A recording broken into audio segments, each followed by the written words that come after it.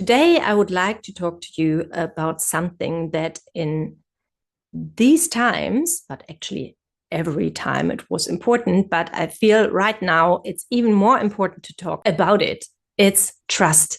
Let's talk about trust. Trust in ourselves, trust in our inner wisdom, trust in our intuition. And I know it from my own story that this can be so frustrating. Like, I've heard in books or in podcasts or in courses that I went to, I've always heard something like, you already have all the information. Everything is within you. You know the answers. And I was like, no, I don't. If I would know the answers, I would be in this course. So I was super frustrated. And let me tell you a tiny bit about why we can't trust before I tell you something about what we can change. And maybe I can do it in a way that doesn't frustrate you. I do hope. So, why is it so difficult for us to trust? There are probably a gazillion reasons why, but let me tell you something about the ones that most of us will have experienced ourselves. And the first one is the way we were brought up. For example, and a lot of people from my generation, older, maybe even a tiny bit younger, might know this example quite well. Food. So when you were a child, who decided what you were eating, how much you were eating, and when you were eating? I would guess it wasn't you. And that is just one example, but it's one of these that happen to you on a daily basis. For a lot of us, growing up meant other people decided what we want to eat, other people decided when we were finished, and other people decided when we were hungry. And as much as I understand it from the parental view that it is way more easy to control it, like we all eat at this point in time, and I tell you what you eat, and you have to finish what's on your plate. I understand it. As much it is a problem with trust, because our children or us when we were younger, we knew when we were hungry because our body tells us when we're hungry. And if that doesn't fit with the dinner time, then it could be a problem. So we had to basically tell ourselves, oh, no, we are not hungry, or we have to wait for dinner. Second, our body also tells us we are finished, we've had enough. And when someone else then tells you, no, you are not, you have to finish what's on your plate, that means you go against your gut feeling. You go against the signals that your body gives you. And the same goes for eating something that you don't like. Because when you really don't like something, when you think something's disgusting, but you're forced to eat it, it makes something with you. And as an adult, you understand that because you probably have something that you don't like eating, or that you really think, oh, it's disgusting, I don't want to eat that. If I would force you to eat that, you exactly know what damage that would cause. So it's just one thing. And I understand the parental view of it. We don't have to talk about that. And a lot of our parents came out of times where they had their own trauma on, food wasn't always available and it was a scarce thing to have. So people had to economize and people had to eat, especially when they did live during war times. It's like, well, you eat whatever you get because you're hungry. But when we grew up, that wasn't a problem, at least for most of us. So that is just one thing, a daily issue that can disconnect ourselves from our inner signals. And there's heaps of other stuff, like, for example, our education system, because we put grades on a lot of things and we do say stuff to children like, yes, this is good or this is not good. A lot of these inner ideas, information, feelings that come will have to be changed from the child's view. Like when I, as a child, made a really beautiful picture, or I thought it was a beautiful picture, and I would show it to my parents, and they would say like, oh, nah, that's not good. What does that mean? You know, for me as a child, oh, okay, I can't draw, or I can't do art and crafts. It's not my thing. So, okay, then I don't do it, you know? But, or even like, oh, I like my picture, but my parents don't like my picture, so I must have been wrong. So rather not trust the idea that I like something. I probably need to ask someone first and get validation. And that is something that you maybe are experiencing today. Do you always trust what you feel, what you think, or do you get validation for your ideas, your thoughts, your feelings? For me, I can say, yeah, that can happen.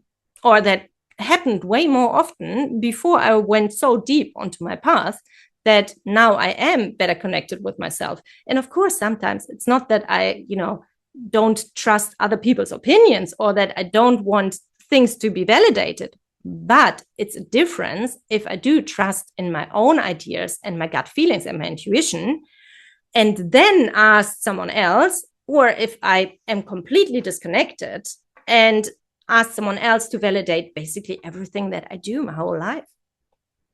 So daily things that happen to us when we are children can lead to a disconnect to our inner feelings, to our intuition.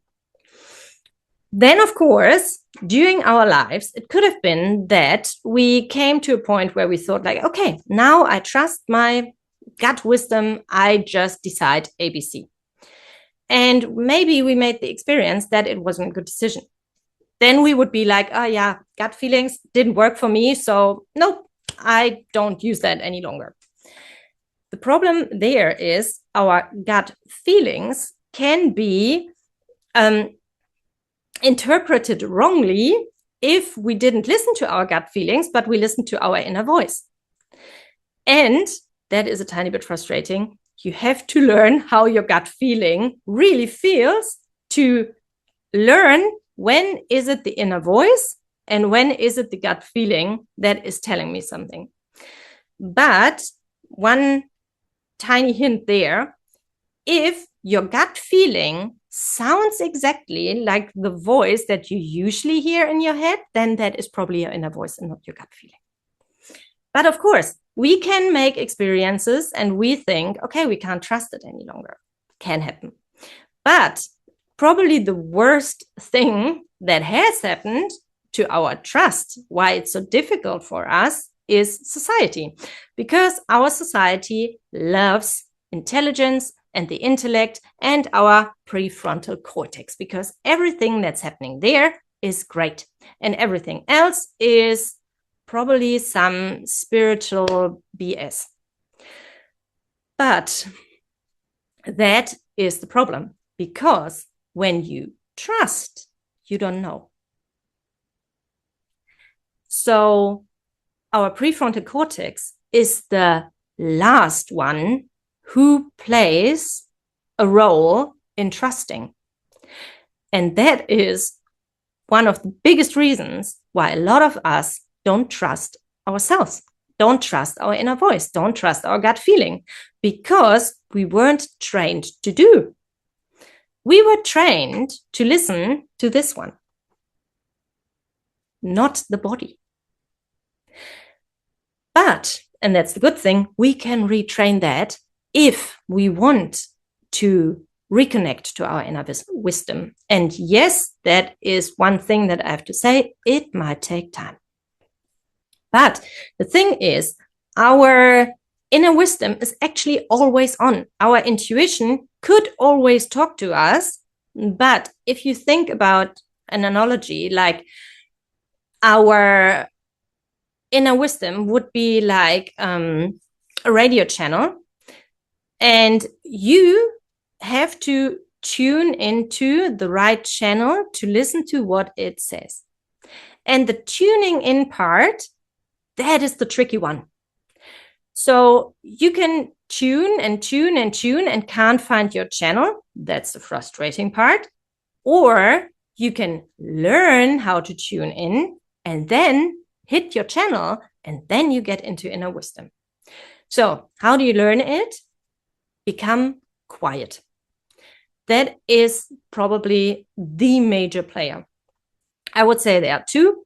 One is learn to become quiet. Second, learn to reconnect to your body, because a lot of the intuition, inner wisdom comes through our body. And if we are disconnected, it won't reach us.